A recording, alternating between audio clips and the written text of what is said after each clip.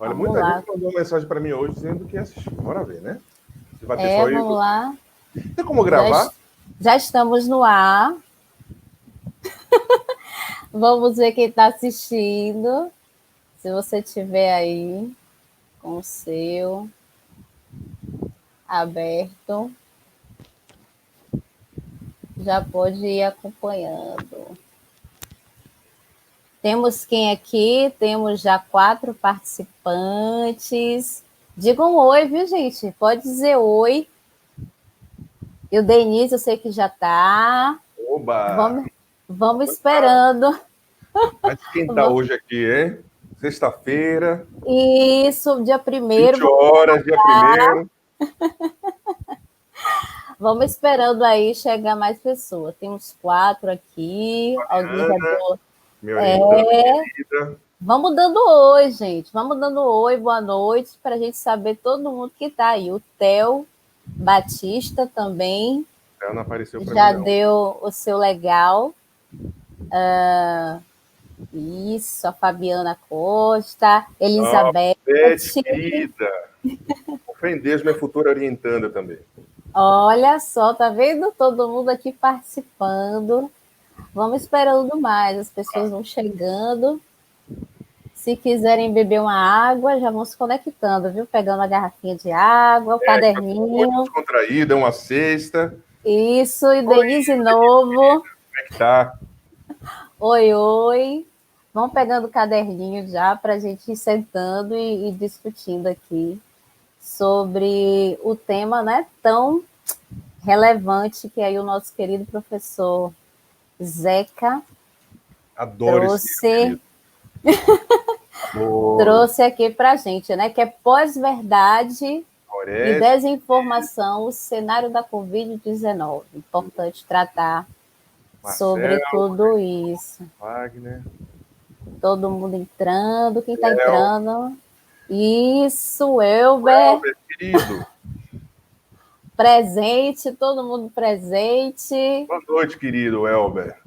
Boa noite, gente. Vamos lá, vamos compartilhando, tá, gente? Compartilha. Vamos lá. Os nossos amigos. Diz que já começou a nossa sala aberta. E eu estou também aqui acompanhando do meu... Por isso que eu vou olhando, né? Do meu iPad aqui, como é que está acontecendo. Mas enfim. Que você compartilhou, professora, tanto no Instagram quanto no Facebook? Já está compartilhado. Todo mundo já está chegando aí na live. Aí já tem 12 pessoas, 13, mas é isso. Deixa eu falar aqui logo para abertamente para todo mundo. Maravilha. Saudade do meu professor Zeca, meu colega, meu professor, né? Da elegância. Sou assim para a gente estar juntinho, né? Tela a tela, quase junto assim, ó. Para onde é que eu vou assim? Isso, quase juntinho. Tem que configurar isso aí, né? Isso, vamos configurar, né? Para ficar bem juntinho mesmo. Então, gente, eu acho que é bom a gente começar, né? Para a gente ter um momento mais de perguntas. A gente vai... Ivana chegou! Ivana também, professora Ivana. Então, deixa eu explicar que esse projeto Sala Aberta é um projeto que nasceu para o espaço físico do Instituto de Ciência e Formação na UFBA, na Bahia, né? Universidade Federal da Bahia, mas que com o contexto que nós estamos vivenciando hoje, o Sala Aberta ganhou essa proporção, sim, né?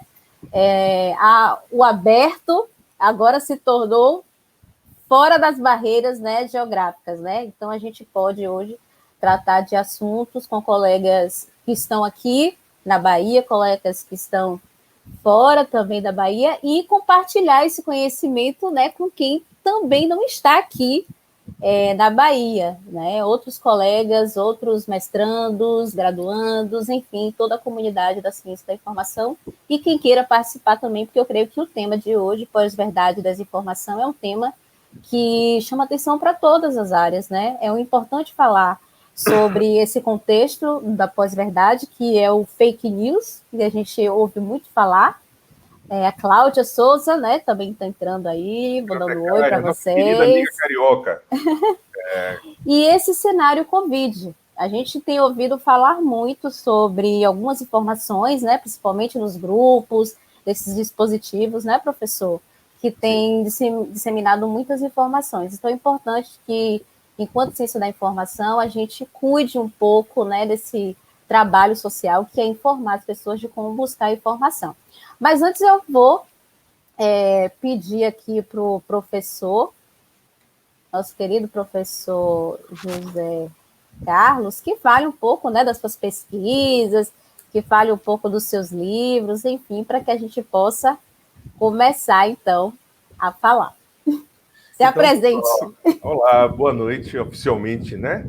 Boa noite, estou muito feliz de abrir a sessão da Sala Aberta, que é um projeto das professoras Bruna Lessa, Carolina Magalhães, e que tem como proposta duas configurações. Uma configuração literal, que é uma sala aberta, que todas as pessoas podem efetivamente participar, e tem uma configuração também metafórica. É uma sala aberta com um sentido de compartilhar com informação, conhecimento, e fazer com que a sociedade tenha um interesse em perscrutar, em investigar a universidade, para entender o que se processa, como é que é feita a pesquisa científica, como é feita todas as relações de investigação, e isso é muito importante, tanto numa parte quanto na outra. Bom, eu pesquiso já há algum tempo uma temática que me é bastante motivadora, que é o comportamento informacional de usuários. É uma temática que advém desde a especialização, mas sendo que eu trabalhei na especialização com os aportes políticos. Então, eu começo na especialização a vislumbrar a ideia da política com o substrato da informação, sempre pensando na informação devido à minha formação, que eu sou bibliotecário e documentalista. Eu avanço para o mestrado tentando compreender a informação política enquanto oportunidade de participação em episódios de deputados da Assembleia Legislativa da Bahia. Mas todo esse arcabouço que nós discutimos, juntamente com o professor orientador, que foi o professor Rubens, era justamente pensar a política sob o viés da tecnologia da informação e comunicação. Isso é correto? Só que durante o mestrado, uma interface surgiu, na verdade, uma lacuna se evidenciou, e eu pensei que poderia avançar um pouco mais estudando as questões associadas à psicologia. Porque se estudar comportamento informacional, eu preciso me debruçar sobremaneira com o legado epistemológico da psicologia, porque comportamento é um objeto, um fenômeno que é reclamado pela psicologia. Então, a proposta do projeto de doutorado, isso já vai fazer alguns anos, vou contabilizar porque Bruna tem o interesse de fazer o cálculo com a minha idade. Né? Nem pensei nisso.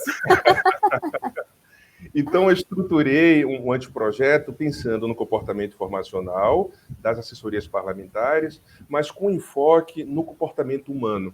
Então, eu precisei recuperar a psicologia cognitiva para trabalhar com todos os elementos constitutivos daquilo que eu entendo enquanto comportamento humano, vindo desde a pré-história até os dias contemporâneos. E quando eu debruço na contemporaneidade, acabei publicando um livro que consta, vou mostrar aqui um pouco de propaganda do livro. É um livro que advém tanto da minha tese quanto de pesquisas relacionadas ao meu grau de interesse, correto? Que é a informação em instituições políticas, modelo de comportamento informacional de assessorias parlamentares. Vocês, caso tenham interesse, perceberão que esta temática perpassa, primeiro, pela teoria do conhecimento, que é a filosofia pura, depois eu debruço um pouco sobre a própria psicologia, e isso é realmente uma temática que me faz levantar todos os dias e refletir que eu escolhi a profissão correta de pesquisador, de investigador, de estudioso, e depois eu faço um desenvolvimento mais apropriado na Assembleia Legislativa da Bahia, sempre fazendo interconexões tanto da teoria do conhecimento, que é a própria filosofia, do comportamento humano e da política, que eu acabei não abandonando por completo, professora Bruna. Entendi. Então, Muita assim, vamos... coisa. é muita coisa. Eu acho que quem ainda não ingressou no mestrado, saindo da graduação aí de biblioteconomia e arquivologia, enfim, que são, né, algumas das disciplinas que contemplam a ciência da informação, que é a museologia também, mas quem se interessa pelos temas que o professor estuda tem um lugar, né, para fazer a sua pós-graduação, É já com o interessante, professor. professora Bruna, pensar a ciência da informação como um domínio do conhecimento amplo. Então, há espaço para se estudar as tecnologias, há espaço para se estudar, óbvio, a mediação, há espaço para se estudar fluxos informacionais, gestão da informação, gestão do conhecimento, representação da informação, gestão da informação. Então, a ciência da informação, como um campo pretenso da interdisciplinaridade, acaba abrindo as portas tanto para os egressos dos cursos de biblioteconomia e documentação, quanto para os egressos da arquivologia e outros, como pedagogos, profissionais de letras, advogados, engenheiros, médicos. Ufa, é tanta Enfim, coisa. a informação, ela é, né, multi, então ela perpassa por todas essas áreas. Mas Exatamente. vamos começar, já temos 44, né, 44 telespectadores, né, enfim, vamos começar Audiência. a tratar. Eu quero dizer para vocês que o professor ele vai ter uma exposição sobre esse tema e ao final da fala do professor vocês podem fazer algumas perguntas que a gente vai tentar aqui encontrar um lugar, né, de discussão. E também quero chamar vocês, né, para se inscreverem no congresso virtual da UFBA. O congresso 2020 está passando aí, vocês podem ver, tá? Eu acho que eu perdi seu áudio, professor. Tá escutando. Enfim, consegui. Então, vocês podem se inscrever, tá? Tá aí passando www.congresso2020.ufba.br, se inscrevam, totalmente virtual. É a UFBA em movimento, é a UFBA presente. Vão ao site e vejam como se inscrever, tá bom? Então, professor, esteja à vontade para falar, que a palavra é sua. Obrigado. Então, antes de iniciar oficialmente, né, a narrativa e a argumentação, eu gostaria muito de agradecer à professora Bruna, à professora Carol, pelo convite para participar da abertura da sala aberta. Aí vale um pleonasmo, mas é válido nessa perspectiva. E eu agradeço também profundamente dois orientandos meus que participaram de um artigo em conjunto recentemente, que é a minha orientanda Fabiana Costa e o meu orientando Wagner Marcelo, que se empenharam bastante para estruturar um artigo que versava sobre pós-verdade, desinformação e o comportamento formacional de usuários, e que será o lastro, todo o alicerce da argumentação, do debate, da conversa mais descontraída que nós estabeleceremos aqui nesse momento, tá certo? Aproveito para cumprimentar todos que estão aqui na live, né? Os discentes de graduação, dos cursos de biblioteconomia e documentação, de arquivologia, os meus orientandos do mestrado, doutorado, os egressos, meus colegas de doutorado, de mestrado, os técnicos administrativos, que eu estou vislumbrando alguns aqui, os assistentes, enfim, a universidade inteira. Eu sou profunda gratidão por pertencer a essa instituição que resiste, essa e outras instituições de ensino superior, que resiste a todos os problemas e todos os percalços de um governo que vem desestruturando, não mais paulatinamente, mas com veemência nos últimos meses, tá certo? Vocês vão perceber que o próprio título da conversa que nós estamos a estabelecer aqui agora, ele traz alguns desafios conceituais. O primeiro desafio conceitual, ele tem uma correlação com a pós-verdade. O que significa uma pós-verdade? O que significa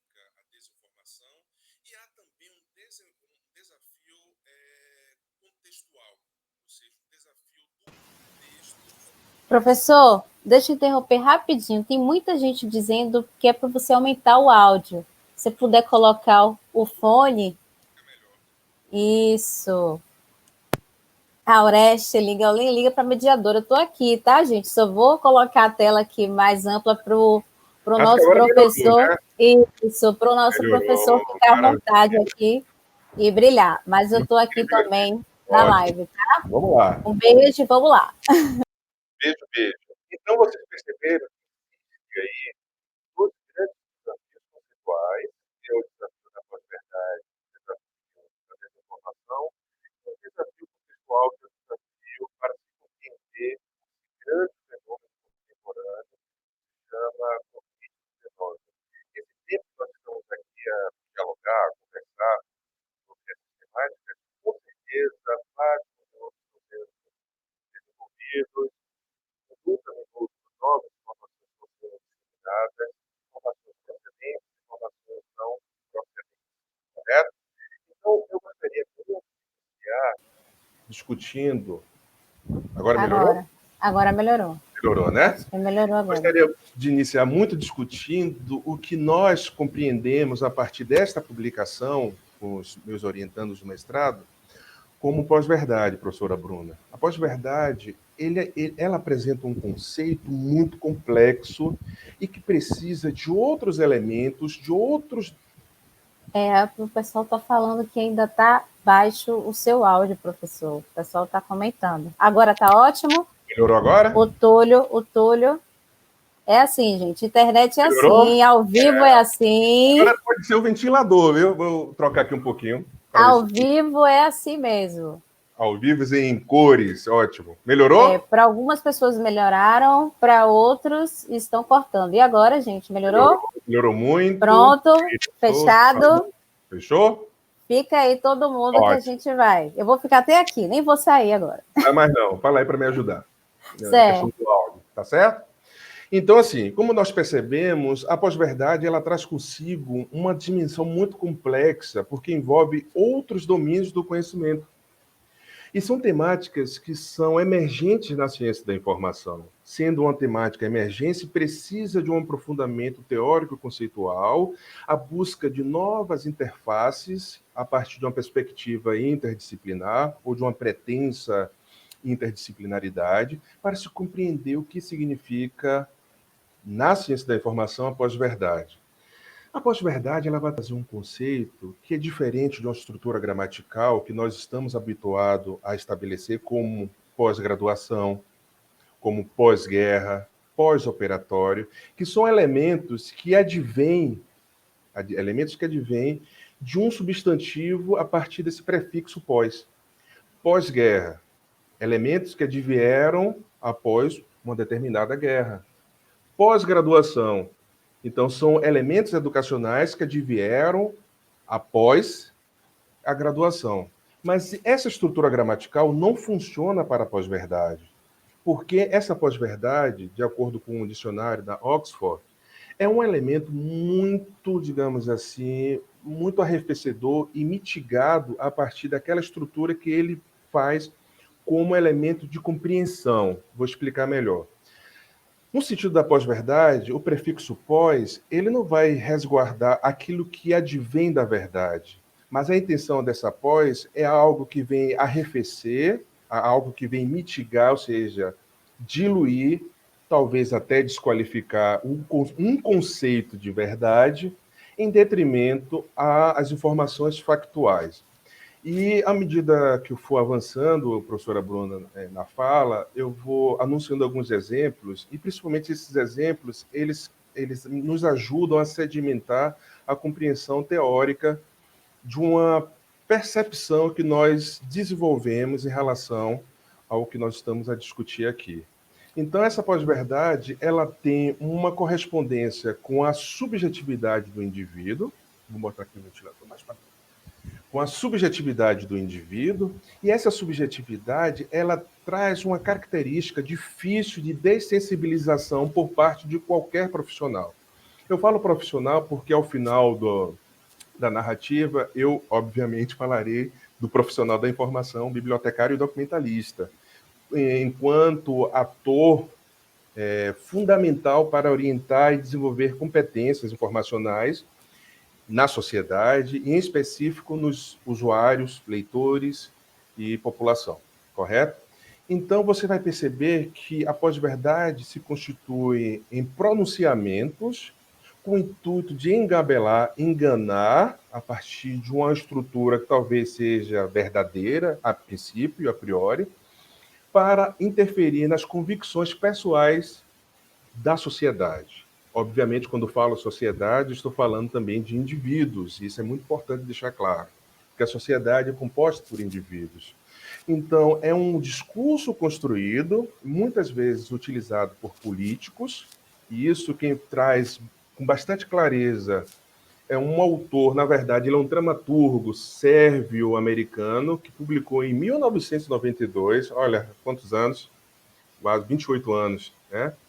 Que publicou em 1992 um artigo denominado A Government to Lies, que significa um governo de mentiras. Então, esse governo de mentiras, segundo esse dramaturgo sérvio-americano, se constituía como uma apropriação política para transmitir à população, transmitir à sociedade, elementos que pudessem trazer uma dimensão narcísica ou um processo de arrefecimento das angústias que a população e a sociedade comumente vive.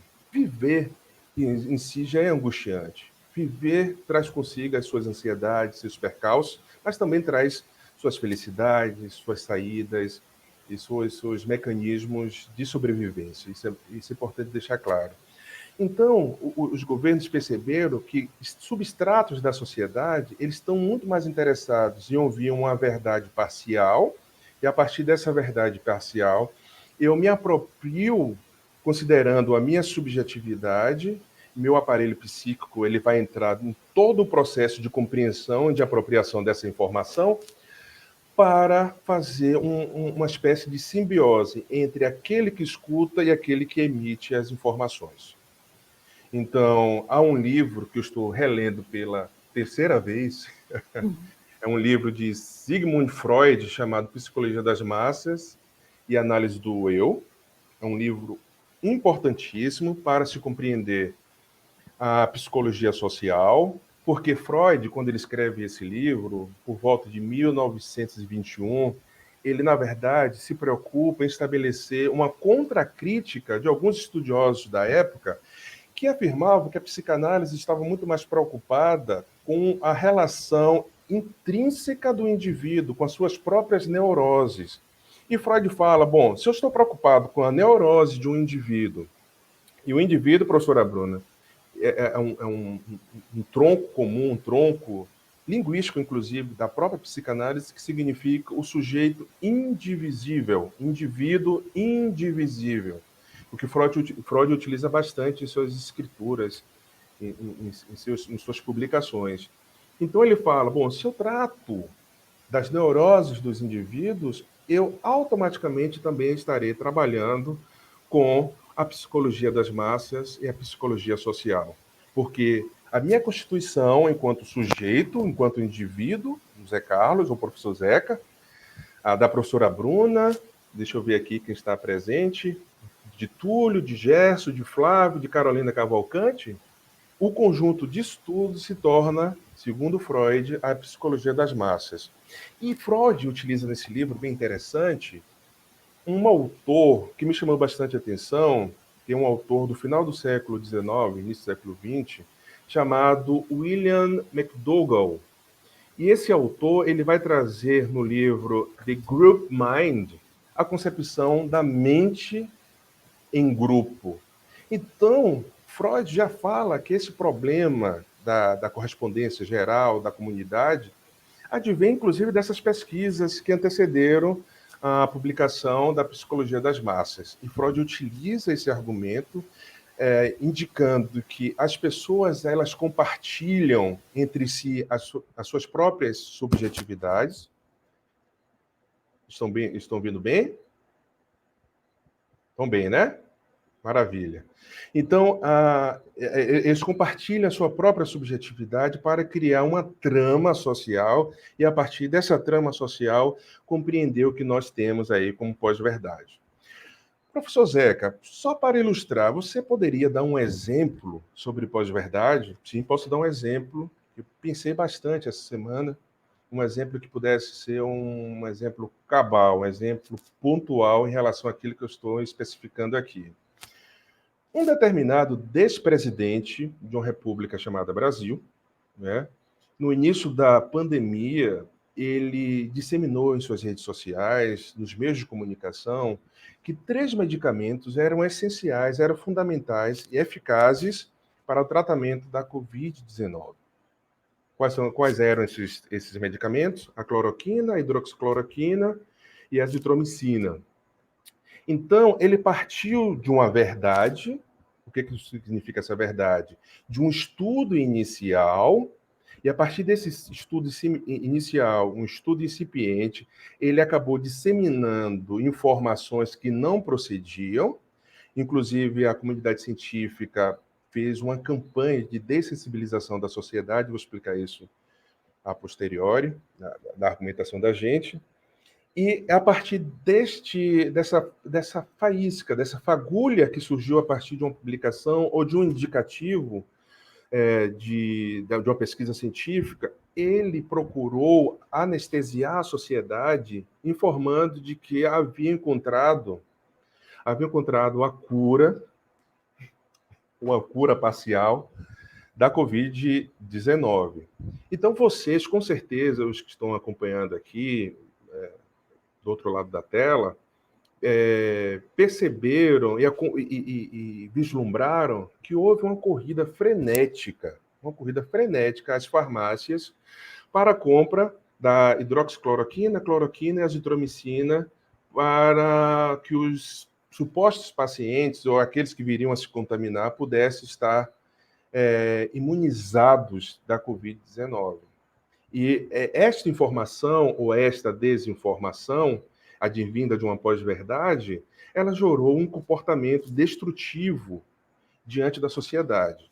Há relatórios, por exemplo, de pessoas que tomaram com o intuito de se precaver da Covid-19 e que muitas delas vieram a falecer. Inclusive um médico, essa informação eu já consultei, é verídica, inclusive um médico que fez um tratamento por conta própria, né, e acabou falecendo por causa das consequências, dos efeitos colaterais que esse medicamento proporciona. Então, vocês percebem aí claramente a ideia de uma pós-verdade, que não é uma mentira necessariamente, mas é uma verdade escamoteada com o intuito de enganar, de engambelar estratos ou a sociedade, por completo, para adquirir uma benesse, uma vantagem particular, uma vantagem própria.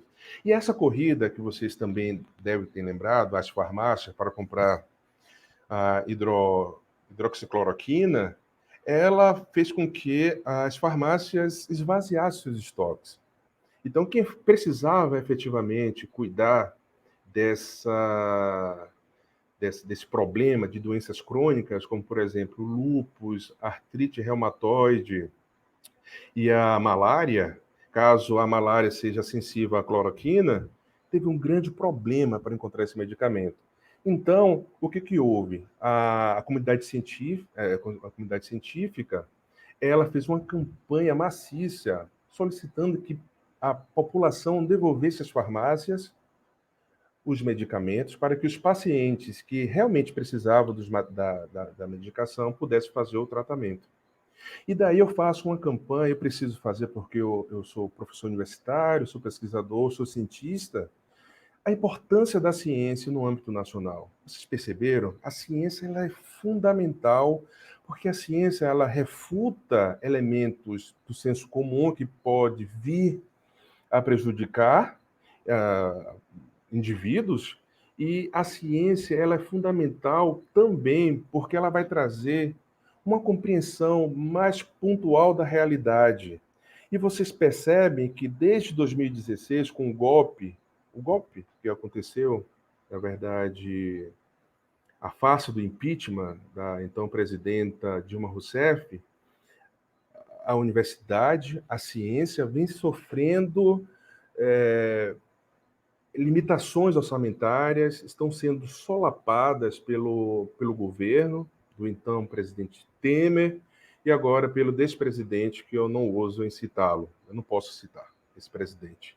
Então, isso tudo é fundamental para que nós possamos compreender o quão perniciosa é a concepção da pós-verdade e que poderá ser utilizada como um substrato, como uma sedimentação da desinformação.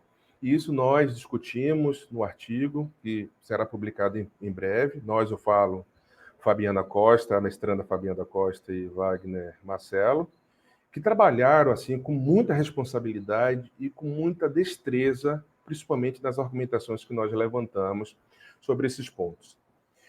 Professor Zeca, eu estou começando a entender o conceito que você está utilizando sobre pós-verdade. Você poderia utilizar outro exemplo, só para sedimentar minha estrutura cognitiva, aquilo que você está defendendo em sua narrativa? Posso sim. Há outro caso, que esse caso foi inclusive recuperado pelo mestrando Wagner Marcelo, é o caso do Irã. Vocês sabem que o Irã é proibido o consumo de bebidas alcoólicas e circulou nas redes sociais daquele país de que o álcool seria um recurso importante para combater a Covid-19. Mas como o país proíbe o consumo do álcool, a população correu às farmácias, aos supermercados, e infelizmente 37 pessoas morreram porque beberam álcool etílico, o álcool que nós utilizamos na limpeza de casa, no vidro da janela. 37 pessoas morreram do consumo do álcool e 237 pessoas ficaram internadas, sendo que dessas 237, algumas também vieram a falecer.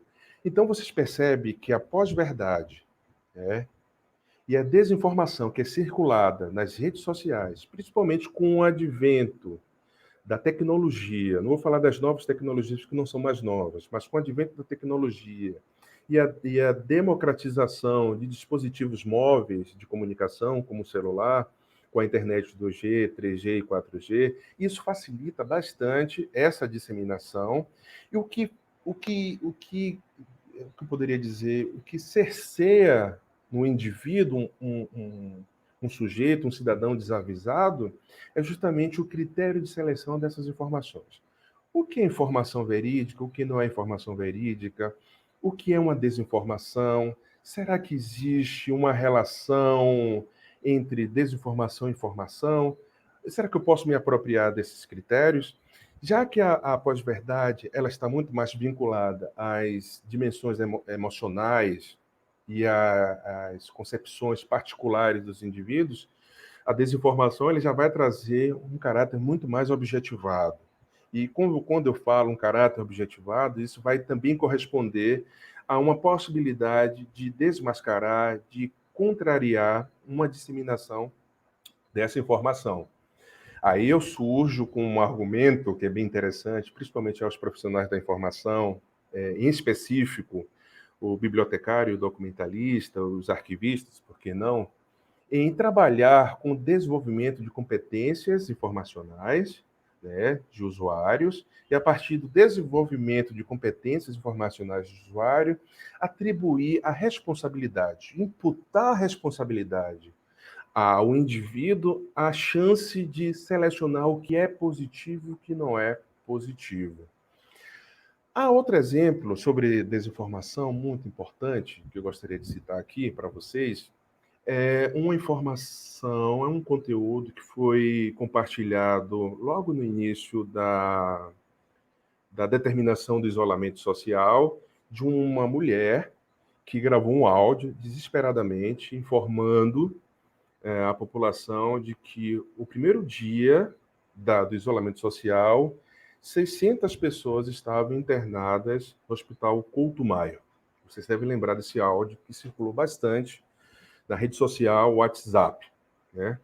Então, como era uma informação nova e uma situação completamente nova para mim, porque eu nunca vivi uma ideia de pandemia, de isolamento social, de quarentena, eu fiquei profundamente preocupado.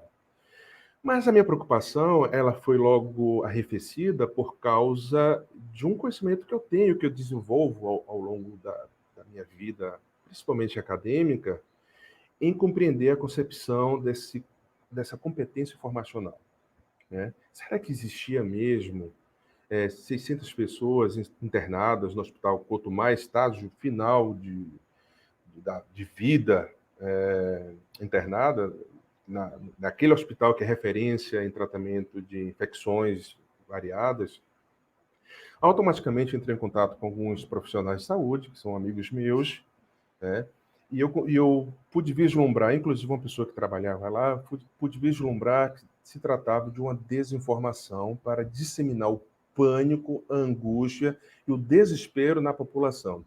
Qual a intenção? Realmente, poderia deixar a cargo da psicologia para entender o que leva uma pessoa a produzir uma informação dessa e disseminar nas redes sociais e que poderia efetivamente levar a suicídio de outras pessoas, né? Pessoas que estão em um processo depressivo, pessoas que sofrem de todas as agruras de problemas mentais, de dificuldade de compreensão, problemas cognitivos. Isso poderia trazer um resultado péssimo em relação à informação que foi disseminada.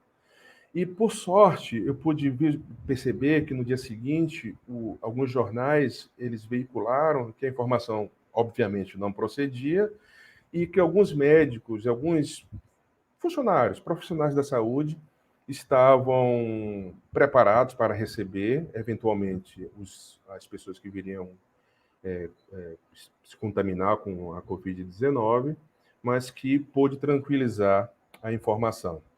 Então, vocês percebem que esses exemplos, eles são cabais, eles são fundamentais para nós compreendermos um elemento que é essencial ao domínio do conhecimento da ciência da informação. Eu sempre defendo que a ciência da informação é uma ciência belíssima, porque ela consegue trabalhar com tantas dimensões, com tantas modalidades de temáticas, de tópicos, que faz com que nós compreendamos a informação escrita na sociedade. E a informação escrita na sociedade, ela é tão fundamental que uma médica paulista, recentemente, tem uns 2 semanas, ela descobriu que os pacientes em estágio grave da Covid-19, que sofria com um problema respiratório, eles desenvolviam uma trombose, né? Então, alguns pacientes que ela estava monitorando, estavam sob a responsabilidade dela, ela pôde perceber que as extremidades, tanto do pé quanto das mãos, estavam em um processo já de necrose, devido à trombose. Então, ela entrou em contato com uma equipe de médicos que realizaram uma autopsia nos cadáveres que morreram, né, do Covid-19, e ela pôde perceber a partir desse diálogo, e o diálogo já traz uma questão informacional. Novamente, eu vou fazer uma merchandising de Vygotsky, de um livro que eu gosto bastante, que é A Formação Social da Mente, que o que eles estabeleceram não era troca de conhecimento, mas sim trocas de informação. O conhecimento é pessoal, está previsto na estrutura cognitiva, e Vygotsky fala sobre isso. Então, a troca de informação entre a médica e a equipe de médicos que operacionalizavam as autopsias nos cadáveres, os médicos informaram a médica que procurava indícios, pistas sobre a possível trombose, que os pacientes eles estavam com coágulos no sistema circulatório. E esse coágulo acabava afetando alguns órgãos, não vou falar todos, porque ainda é uma pesquisa incipiente, mas afetava alguns órgãos, como, por exemplo, o coração, os rins e o pulmão. São órgãos essenciais, órgãos vitais ao funcionamento do corpo humano. Então, ela percebeu que a coagulação que desembocava, que atingia uma trombose, ela teve um insight, falou, eu vou utilizar um anticoagulante, e ela percebeu a volta da circulação nas extremidades, tanto dos pés quanto das mãos dos seus pacientes. E após 4 dias de aplicação do anticoagulante, de acompanhamento, ela conseguiu dar alta a 25 pacientes, e 2 pacientes estavam ainda no processo de recuperação. Vocês percebem o que está por trás dessa perspectiva informacional? É sempre uma informação organizada. A informação precisa estar organizada, representada, para assegurar o acesso de usuário, porque a médica foi uma usuária da informação, para encontrar conteúdo suficiente para gerar uma ação. Então, essa ação foi fundamental para ela tomar uma atitude. Essa pesquisa foi publicada em uma revista internacional, um periódico científico internacional de renome. Inclusive, ela já sai na dianteira, e que há hoje um tratamento terapêutico dos pacientes com estágio grave, com problemas respiratórios, com anticoagulante. Isso por causa, a literatura já fala, eu tive a oportunidade de ler esse artigo, foi publicada, salvo engano, na semana passada, sobre uma tempestade chamada tempestade de citocina, que é justamente a forma que o corpo tem de se defender de organismos externos, a exemplo do vírus, e que algumas pessoas desenvolvem essa tempestade, essa bomba, por assim dizer, da citocina, para combater. E é justamente esse ponto que causa a coagulação sanguínea e que faz com que os pacientes tenham uma insuficiência respiratória. Tudo isso para justificar o que nós entendemos como pós-verdade, o que nós entendemos como desinformação, e associado tudo isso ao que nós falamos como um desafio de compreender o que existe em relação à Covid-19. Recentemente, eu realizei uma pesquisa que me deixou muito preocupado sobre uma declaração do presidente dos Estados Unidos, Donald Trump, de que um tratamento que poderia ser eficaz, imagine vocês, é a utilização de detergente para eliminar a Covid-19 do corpo humano. Aí vocês devem estar pensando assim, bom, um tratamento para eliminar a Covid do corpo humano deve ser utilizar o detergente nas mãos, no corpo. Não. A proposta do presidente, acreditem, eu pesquisei bastante e procede a informação, era injetar o desinfetante ou o detergente no corpo humano para facultar a eliminação do vírus. Então, vocês percebem que líderes mundiais, pessoas completamente desinformadas, eu diria que desequilibradas, disseminam desinformações que implicam em morte de indivíduos. As pessoas morrem o tempo inteiro. As pessoas estão morrendo. A exemplo do depoimento hoje é sexta, de quarta-feira, da deputada federal Carla Zambelli, dizendo que os caixões que estavam sendo enterrados nas covas coletivas estavam vazios. O que a população de Manaus fez? Óbvio, um extrato da população. Estavam abrindo os caixões. E isso implica em novas contaminações. E todo esse drama vai trazer aí uma concepção nova, uma concepção de novas abordagens sobre a importância da informação que nós estamos a empreender. E para encerrar, passa tão rápido, né? É tanta coisa que a gente poderia conversar aqui, mas vou deixar o cargo da discussão, das dúvidas, das provocações de vocês. É tanta coisa, né, professora Bruna? É verdade. Que duvidem das informações que vocês recebem. Inclusive, alguns grupos que eu participo de determinadas redes sociais e informando que o vírus, olha que coisa, professora Bruna, ele fica localizado durante 4 dias na garganta, isso é bem interessante, e que a pessoa deve fazer gargarejo com água morna, sal, vinagre, porque você fazendo gargarejo, você já dificulta a descida, né, na laringe, na faringe, e esse vírus não desce para o sistema respiratório. E várias pessoas estavam fazendo essa ação, essa atividade, com o intuito de se privar de uma doença. E antes de finalizar, é tanta coisa que eu poderia falar aqui, mas eu vou deixar para o debate. Eu gostaria de pedir licença, professora Bruna, para eu recitar um trecho de um poema que eu gosto bastante. Claro, a gente quer. É um Aqui a trecho de gente um pode. poema, na verdade, um poeta que eu gosto bastante e que me emociona toda vez que eu revisito, toda vez que eu trago para a sala de aula, para a minha vida pessoal, para os saraus que eu faço aqui em casa, né? O nome do poema se chama Passagem da Noite, não vou ler todo, porque não haveria sentido, né? Mas eu já deixo aqui a referência para vocês. É de Carlos Drummond de Andrade, que ele fala a partir de uma angústia. Olha que coisa interessante, professora Bruna.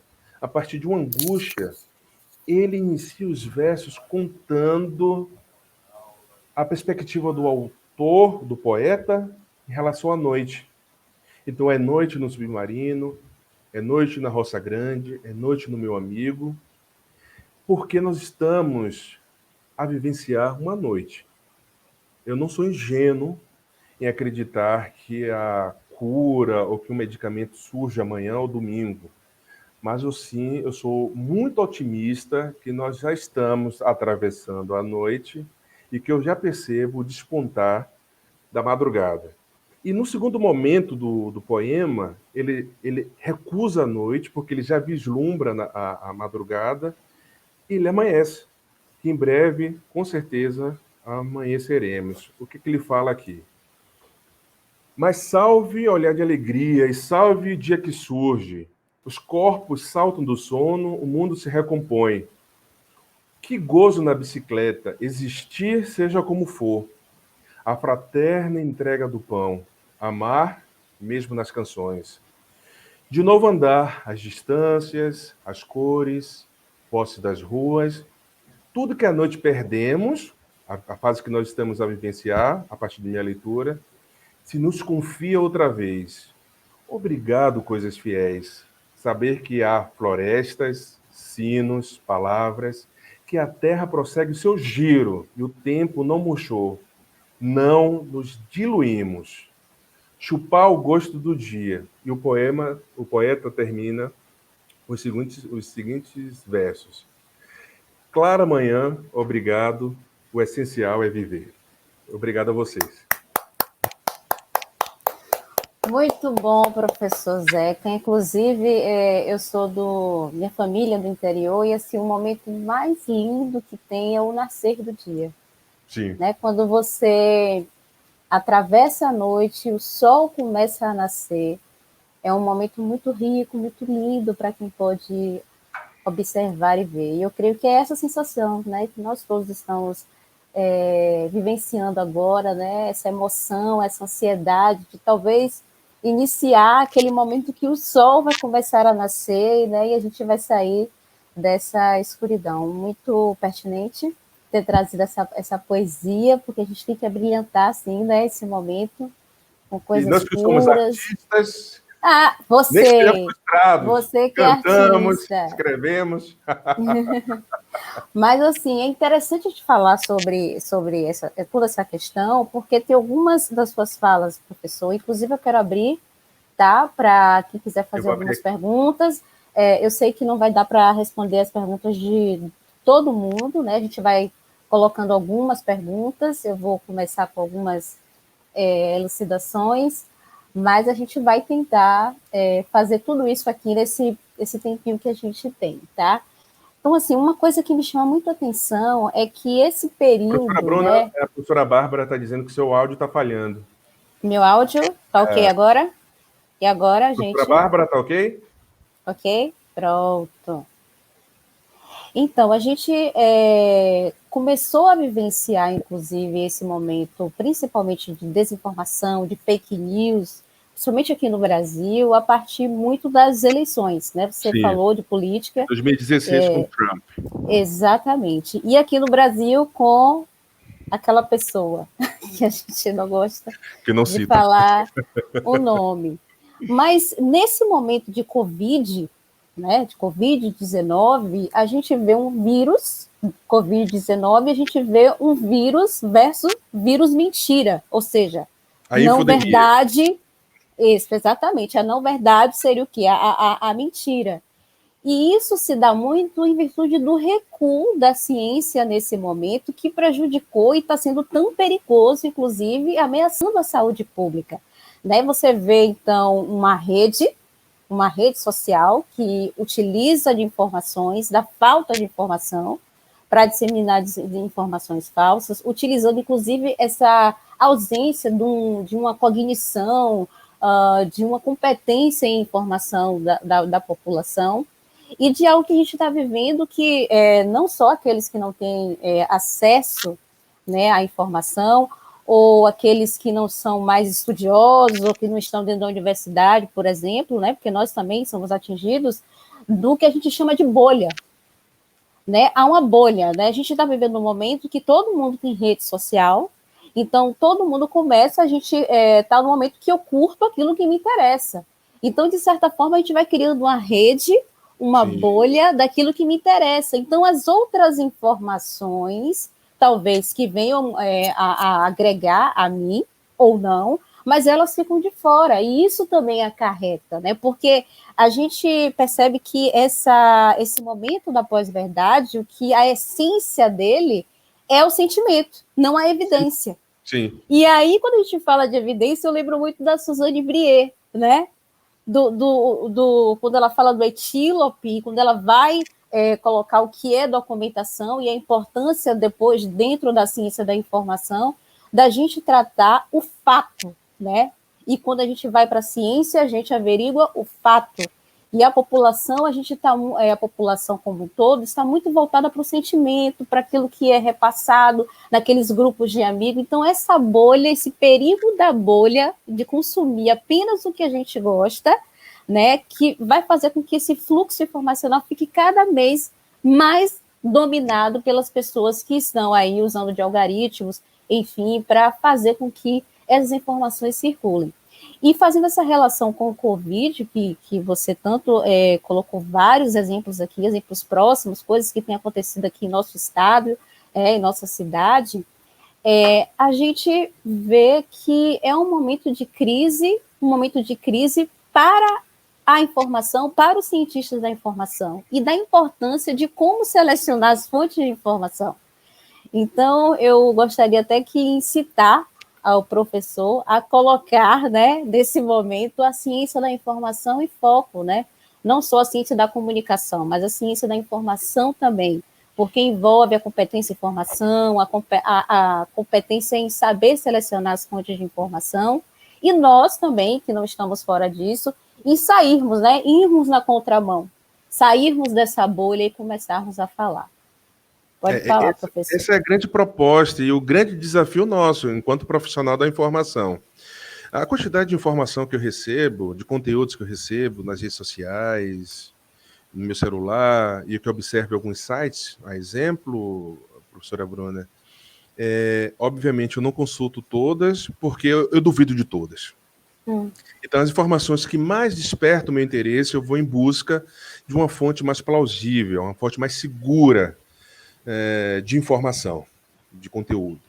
Então, você avaliar, por exemplo, quando um artigo tem um parecer, ou que tem uma perspectiva dos pares, ou se há uma instituição por trás, óbvio que você vai vislumbrar também outras questões de poder, de domínio, que são fomentadas pelas instituições, mas isso já faz com que aquela instituição responda pelos seus atos. Inclusive, nós discutimos essa questão no artigo. Tem dois projetos, um projeto de 2017 e outro de 2018, que implica uma penalidade àquelas instituições, organizações ou às pessoas que disseminam informações incorretas ou as desinformações, certo? Então, observar a fonte, quem assina, se é avaliado por pares, se há uma revisão, né? Tudo isso se constitui de variáveis. A partir das variáveis, você consegue extrair as informações mais pertinentes. Quando eu falo em informações pertinentes, porque nós estamos também, professora Bruna, a vivenciar uma hiperinformação que alguns autores, nós citamos inclusive no artigo, vou fazer bem propaganda desse artigo, que quando for publicado, eu vou disponibilizar para vocês. A gente divulga. Para divulgar aí na página da Sala Aberta, que é a infodemia, além da hiperinformação, que não há estrutura cognitiva que dê conta de tudo que é produzido e tudo que é publicado, seja nas redes sociais, seja nos sites oficiais, seja em qualquer dimensão, nos canais de comunicação, não tem condições. E há uma terminologia bem interessante, nova, que eu penso em desenvolver com os meus orientandos no próximo artigo, que é sobre a infodemia. Ou seja, uma espécie de pandemia de informação, que não tem condições de processar tudo. Eu realmente pesquiso apenas informações que me interessam e as informações que trazem uma perspectiva mais pontual às minhas investigações, aos meus estudos e às disciplinas que eu efetivamente ministro. E isso, como você acabou citando, Bruna, também, não é participar exatamente de uma bolha, mas sim selecionar as informações e os conteúdos pertinentes àquilo que o indivíduo traz como interesse. Exatamente, professor. Eu vou só colocar algumas perguntas aqui, tá? A pergunta do Elber. Vamos lá, né?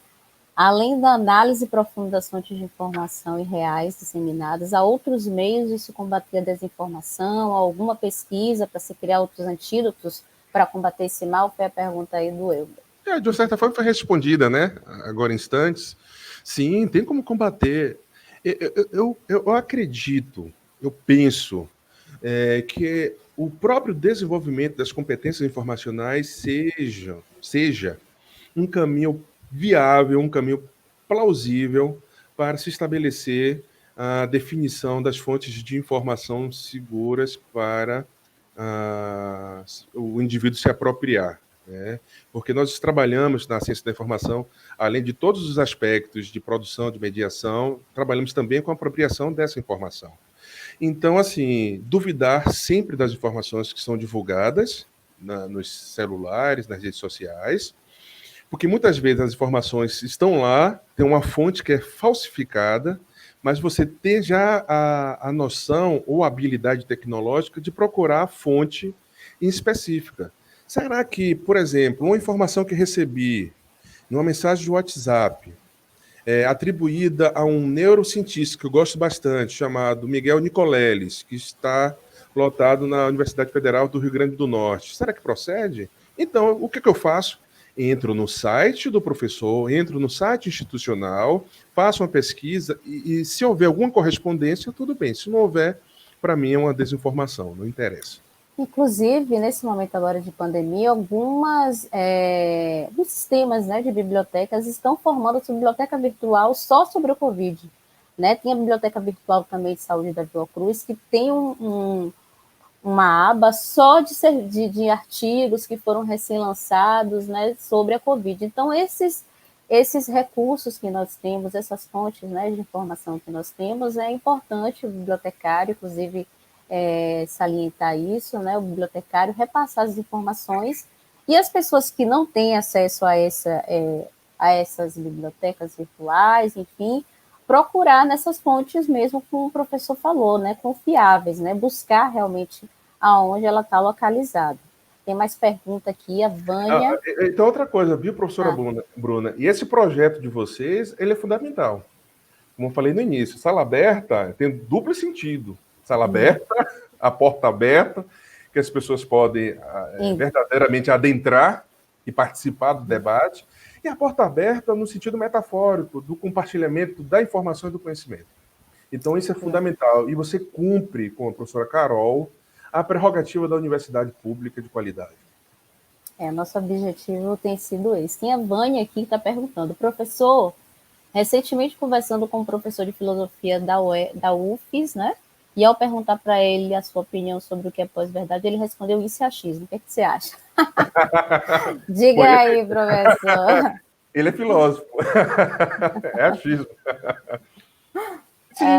Sim, de alguma forma é achismo. Porque achismo é uma verdade relativizável. Óbvio que nós não vamos discutir aqui a questão da verdade na perspectiva da filosofia, porque nós teríamos aí uma disciplina pela frente. Mas eu adoro a filosofia porque eles conseguem ter sacadas rápidas e respostas pontuais. Eu lembro uma certa vez, eu estudava no Sartre, alguns anos, né? Poucos anos, 5 anos. Eu fazia ensino médio no Sartre, e eu assisti uma entrevista de Caetano Veloso perguntando sobre o ópio. É uma droga. O que ele achava? Ele muito sagazmente respondeu: uma boa droga. Respondeu. Duplo. Para bom entendedor, ver a palavra basta. Bom, você falar que a mentira ela pode ser um instrumento também para recuperar o poder, né? A gente está falando sobre tudo rapidamente isso. Sobre essas questões. Alguns colegas já estão pontuando aqui. Se mentira também tem uma perspectiva filosófica muito grande. Filosófica e psicológica. Além de psicológica, psicanalítica. Né? Porque a mentira ela traz consigo uma concepção particular para assegurar uma determinada verdade. Olha que eu não estou falando a verdade, estou falando uma verdade. E a concepção de mentira, no sentido artístico, eu gosto sempre de trabalhar com arte, é a partir de um filme que vocês devem ter assistido com certeza, chamado A Vila, de um diretor que eu gosto bastante, chamado M. Night Shyamalan. Ele é um indiano que faz filmes de suspense excelentes e que uma referência à sociedade do Amish, que são comunidades contemporâneas que se vestem como comunidades antigas, com vestimentas antigas.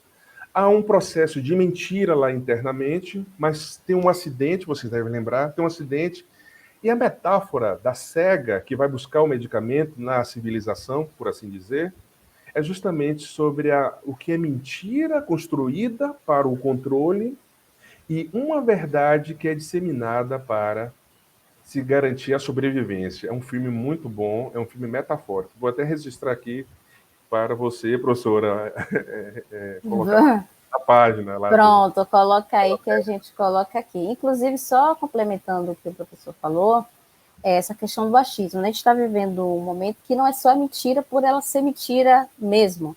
É Sim. Você adaptar a verdade, ou seja, adaptar as informações, né? E aí você transformar até uma fonte de informação numa fonte falsa, falsificar as fontes de informação, porque às vezes a gente vê, mas esse trecho aqui é verdade, para você compila do jeito que você quer, se adapta, e isso está sendo muito feito ultimamente, justamente por conta dos recursos tecnológicos que nós temos hoje.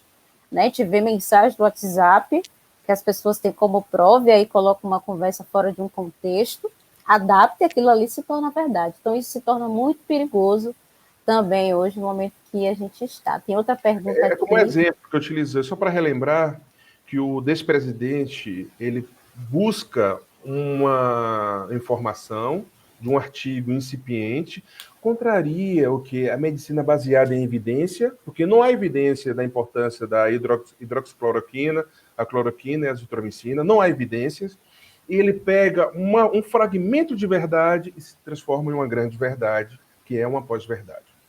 Exato. Tem um Roberto Freitas. Percebeu que não é exatamente uma mentira? É uma camuflação, é adaptação àquilo que eu creio. Exatamente. A minha crença, né, eu adapto, né, ao contexto, enfim. O Roberto Freitas, né, a desinformação não é a essência da política ou dos detentores do poder, as fakes são instrumentos pós-verdade do século XXI, ele complementa. É uma provocação, né, Roberto? Bom, essa pergunta aí daria uma tese. Né? Será que a essência da política A dica... Eu não sei exatamente. Há uma autora que eu gosto bastante, ela é da área de administração. Ela estuda políticas públicas, chamada Maria das Graças Rua. E ela traz um conceito bem interessante de política como a administração de conflitos. Administração de conflitos. Então, se você entender a política como administração de conflitos, a partir da desinformação, aí você percebe aí uma incongruência. Então, será que todo o construto, aí eu vou imaginar que seja o construto brasileiro, viu, Roberto? É montado nessa estrutura da desinformação, é uma tese que pode ser desenvolvida na ciência da informação, porque tem fluxos informacionais, em sociologia, em filosofia, em ciência política, e que poderia trazer aí uma contribuição bem interessante.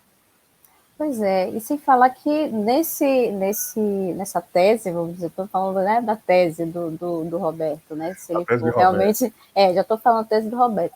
É bom também pensar nas questões, né, do que é, quem é o indivíduo, do que é o Estado. Porque quando a gente outra sala aberta. É outra sala aberta, é uma questão também para se colocar, né? Uhum. São duas coisas diferentes, que está dentro aí do termo, né, política. Só comentários, deixa eu ver se tem mais perguntas. Tem uma pergunta aqui. Eu observei aqui, a Theo está perguntando se há punições. Sim, Theo, 2 projetos, já citei aqui. Sim. Projeto do Código Penal, na verdade, que vai complementar aí sobre essa punição de quem dissemina, não necessariamente pós-verdade. Porque a pós-verdade, como eu havia dito aqui, ela é muito complexa na sua essência, mas sim a desinformação. Principalmente a desinformação, que nós discutimos bastante em sala de aula, a desinformação que parte de uma mentira propriamente dita, é uma mentira, ou uma informação que procede, mas que são informações baseadas, conteúdos baseados em vazamento, que venha desqualificar uma imagem, por exemplo, divulgar nudes, ou uma conversa que foi estabelecida em um aplicativo, em uma rede social em particular. Isso também é uma desinformação, porque tecnicamente não interessaria interessaria à sociedade, mas apenas a quem está divulgando.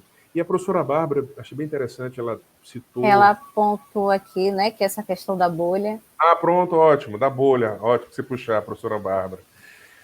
Professora Bárbara, com certeza você acompanhou nessa semana, tudo é tão rápido, a questão do processo, do processamento dessas informações, realmente requer o desenvolvimento de competências. Houve um compartilhamento, salvo engano, no Twitter, em favor do ex-presidente da República, fechando com Bolsonaro. Acho que foi 15 mil compartilhamentos, com o mesmo erro de digitação ou de ortografia, não sei. Porque as pessoas são tão despreparadas, que estão envolvidas com esse pessoal, que não sei se foi de ortografia ou de compreensão mesmo. Então, o presidente ainda teve, o ex-presidente ainda teve o despautério em dizer que foi 15 mil pessoas que digitaram incorretamente. Bolsonaro. Obviamente que não foi. Obviamente, isso aí significa, como a professora Bárbara citou, os bots, né? A questão dos algoritmos, dos robôs, que são configurados para disseminar uma verdade, por assim dizer, porque é a sua própria verdade, pode ser uma mentira, e que alguém citou aqui que talvez, hoje eu duvido, mas que talvez, dita várias vezes, essa era uma máxima de Hitler, daquele livro Mein Kampf, ele fala uma mentira dita várias vezes, se torna verdade, hoje eu duvido, mas que ainda assim pode ter um fundo... de verdade. Essencial de compreensão. Hoje eu duvido. É aquela coisa de uma imagem vale mais de 1000 palavras. Eu discordo. Então, tem uma pergunta também aqui da Vânia, né? Vamos lá ver se você consegue ler aí, professor. Bom, na biblioteca escolar temos a app de trabalhar com os alunos as fontes de informação segura, ótimo.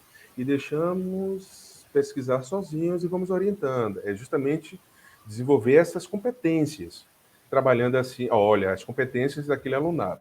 Mas quando estamos na academia, eu suponho que seja nos cursos, né, de graduação e pós-graduação, isso se torna muito mais difícil, pois aquele sujeito ali está com pressa ou não tem tempo de parar para ouvir. Oferecemos de imediato aos pesquisadores as fontes prontas, já prontas, e muitos pesquisadores confiam Porque a piamente gente não tem. naquela situação. Enfim. Infelizmente, é uma realidade que se observa. Nós temos lá no programa pós-graduação, Vânia, do Instituto de Ciência da Informação, da UFBA, um novo curso de extensão que a professora Isabel, inclusive, já inseriu na programação, que é as estratégias de pesquisa e recuperação de informação em bancos e bases de dados científicos. É um nome comprido, para trabalhar com os alunos, com os discentes de pós-graduação, o acesso às fontes de informação. Estava prevista para maio agora, mas com o isolamento, nós vamos postergar para um momento mais oportuno. Mas você citou aí uma questão que procede e que, infelizmente, não há um posicionamento crítico. Cada disciplina, cada docente encara o seu âmbito de conteúdo como se fosse único. Eu já passei pelo mestrado, já passei pelo doutorado, e eu sempre tento me sensibilizar em relação aos discentes, porque a minha disciplina não é única. A disciplina da professora Bárbara, da professora Bruna, da professora Carol, de Ivana, de Denise, não são disciplinas únicas. Temos que criar aí uma concepção uníssona para pensar nos discentes e as preocupações que permeiam. E isso reverbera, vou trazer aqui um pouco mais, da Psicologia das Massas e outros livros que estão aqui na mesa, que mesa de professores cheia de livro, todos os problemas que nós já sabemos com a saúde mental dos discentes. O burnout, que é a estafa, a depressão, a ansiedade, e todos esses percalços, todos esses problemas que nos circundam. É isso. Para finalizar aqui com a pergunta do Theo, existem punições para quem dissemina pós-verdade? Já falei, né? Tem 2 projetos que estão em curso, um projeto de 2017 e um projeto de 2018, para punir quem dissemina, quem divulga e quem replica conteúdos inverídicos. É só para complementar, eu disse que era útil, mas o Biratã tem a ver com essa pergunta aqui que o Theo fez, né? Que é a desinformação também uma ferramenta de proteção da informação em alguns aspectos de segurança de Estado. Será que não falta, na verdade, mais controle e regulamentação de sua utilização, principalmente com punições quando usada de forma ilegal?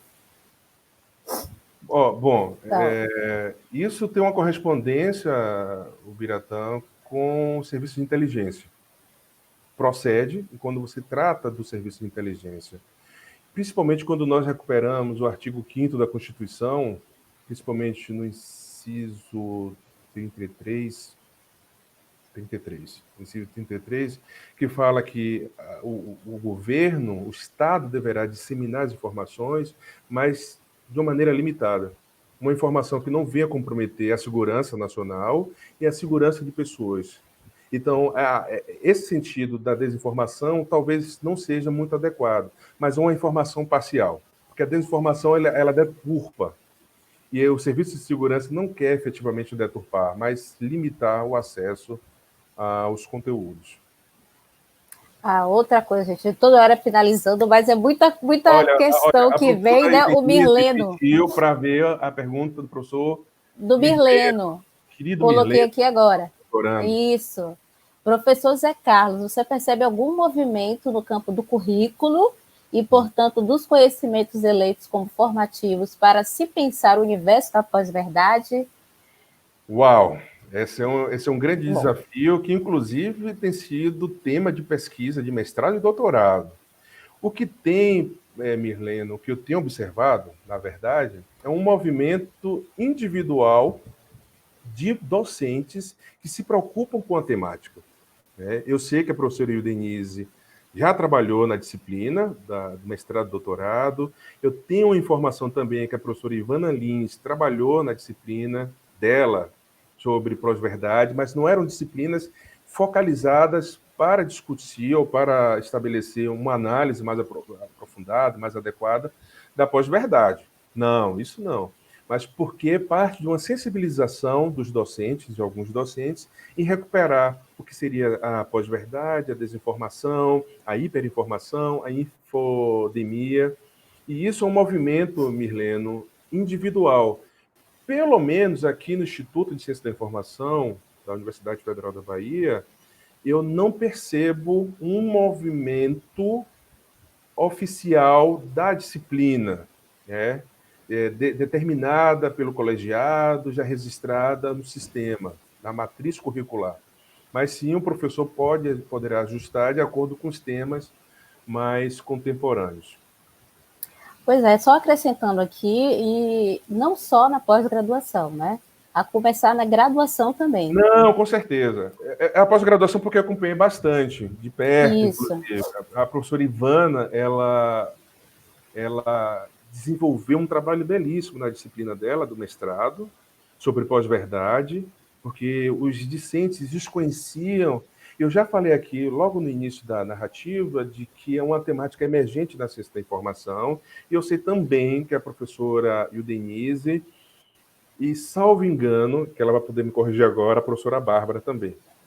Ela trabalhou. Pois é importante falar sobre isso, principalmente porque o contexto que a gente trabalha envolve isso, né, Zeca? Com certeza. Agora a graduação tem movimentos. Eu sei que você trabalha, eu sei. Na graduação, né? Na graduação. Em fontes de informação, a gente tenta buscar ver formas de avaliar e selecionar as informações do ambiente, né? Mas é importante deixar claro para Mirleno que não está prevista, inclusive, na ementa. Na ementa. Não está. Depende do professor. Uma sensibilização do professor em recuperar essas temáticas. Bom, este semestre, estou ministrando uma disciplina chamada Cognição, Mediação e Multireferencialidade. É uma ementa de 3 linhas. Eu pude construir uma disciplina que praticamente uma disciplina de psicologia, que é muito interessante. Isso vai depender de cada um. Mas talvez, quem sabe, na reformulação de algumas disciplinas, isso entre como uma discussão interessante. Pois é, o Mirlena está até acrescentando aqui, só para todo mundo ver, né? Surgiu nesse sentido a efetivação de atos de currículo para a discussão de tema tão importante. Então, vamos lançar isso aí para pós-graduação. Vamos, graduação também, viu? E graduação também, né? Exatamente, vamos tratar sobre isso. Outro departamento. Isso, os professores, né, os chefes de departamento aí, a professora Ivana também está complementando aqui, né? Buscamos adequar questões contemporâneas às disciplinas. Ivana é muito atenta a essas questões. Exato. A professora Ivana também vai participar aqui, tá, gente, da nossa live. Próxima live, Estarei. Vou até fazer logo, né, fazer logo, né, a propaganda, né? A professora Bárbara vai falar sobre inteligência, né, artificial na próxima live. Dia 8, né? Dia 8? Isso, dia 7. A gente vai divulgar ainda, vai divulgar. As nossas salas abertas, elas vão acontecer uma vez por semana, a priori. Eu quero dizer também que provavelmente esse vídeo, né, se o professor Zeca... Já autorizo. Já autorizou, pronto. Já autorizo. Vai ser colocado no YouTube, tá? Tá sendo gravado, a gente vai colocar depois essas discussões, tá? E assim, muito obrigada, professor Zeca. Eu sei que a gente não conseguiu, né, 40, 50 minutos discutir tudo, né, através dos... 1h20, né, discutir tudo que se há desse tema, porque há muita coisa, muitos filósofos que se encontram nesse tema, então é interessante, né, discutir cada um. Eu mesmo estou com aqui, esse livro, Pós-Verdade, né, tem aqui também Nietzsche, tem ali, na minha bibliotecazinha ali, a Hannah Arendt, que fala um pouco sobre essa questão do antissemitismo, né, porque talvez seja... Hoje, a era da pós-verdade, esse antissemitismo moderno, não sei, talvez, coisa para discutir. Mas, enfim, muito obrigada, professor. As suas contribuições, como sempre, maravilhosas, com um toque de poesia, né? Foi muito bom. Agradeço a todos que participaram, né, professora também aqui, a professora Ildenise está falando aí, agradecida, né, e outros, todo mundo falando. Então, assim, eu agradeço muito, né, a todos, né, que também participaram aqui, que colocaram suas perguntas. Dizer também muito obrigado, porque em uma semana já temos 100 seguidores no Instagram, né? Em uma semana já temos 100 seguidores, né? Nosso Sala Aberta hoje teve um pico de 75 pessoas, agora algumas tiveram que sair, mas fechando aqui com 58 visualizações, né, ao vivo. Então, assim, gratidão, a gente vai voltar, a gente vai continuar, né, na nossa Sala Aberta, e o nosso objetivo é esse, a gente discutir mesmo, falar sobre a ciência da informação, onde a gente se encontra nesse momento que a gente está vivendo, a gente não está alheio, né, a tudo isso que está acontecendo, né, e quero dizer também que nossa live é uma live também social, tá? Então a gente vai deixar aqui, vai estar passando para vocês aí, ó, doe para o abrigo São Francisco de Assis, está aí a conta, para quem quiser, o Banco do Brasil. Esse abrigo, ele é coordenado, né, pelo professor Sérgio, é o professor coordenador também do curso de biblioteconomia lá do CI UFBA. Então, nesse momento, eu creio que os idosos, né, eles estão precisando muito do nosso cuidado, a gente está em casa, não pode sair, mas a gente pode também ajudar, né, quem está na linha de frente também, ajudando essas pessoas, né, os idosos, tem alguns espaços também de crianças, então é sempre bom, né, aproveitar esse momento para a gente doar e ajudar o próximo. Tá aqui, podem escrever aí, dá um tempinho para vocês escreverem. Muito obrigada, professor Zeca.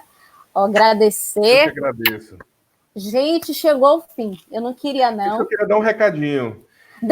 Fale. Todos fiquem em paz, fiquem tranquilos, não saiam de casa, só saiam quando necessário. E com certeza, como citei aqui no poema de Carlos Drummond de Andrade, essa noite já está passando, eu já consigo vislumbrar a madrugada e eu sei que o amanhã já está por despontar. E eu vou pedir a todos, acredito que no segundo semestre, um abraço coletivo para nós comemorarmos a nova fase da humanidade que está surgindo. Não seremos mais os mesmos, graças a Deus. Amém. E só para fazer só o finalzinho aqui dos nossos momentos de propagandas, a professora Ivana Lins, que é a coordenadora do Sistema de Bibliotecas da UFBA, está dizendo lá, ó, siga no Instagram. Lá trabalhamos com a preocupação com a verdade e com a ciência. É isso aí, gente. Isso. Siga lá o Instagram também do CIB, tá? Fica em casa, tamo junto, todo mundo falando aí. Isso, beijo, beijo, beijo, gente. Usa máscara se precisa sair, lava as mãos. E a gente se encontra aqui depois em outras lives, tá? Com certeza. Beijos a todos. Beijo. Tchau, professor Zeca. Lindo como sempre. Ah, ganha a noite. Tchau, tchau.